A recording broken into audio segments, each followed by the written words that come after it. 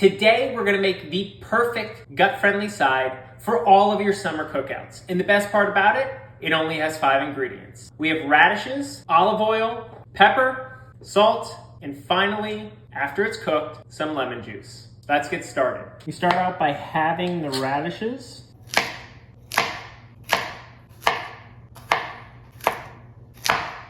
Then we're gonna add the radishes to the dish. We're gonna add oil. Then we're gonna add some salt. And finally,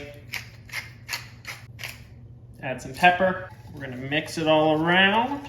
Then we're gonna flip the radishes to be face down.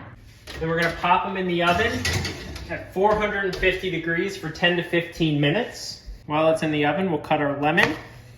Finally, we're gonna put some lemon juice on top. And now it's ready to be paired with your main dish. It's pretty good.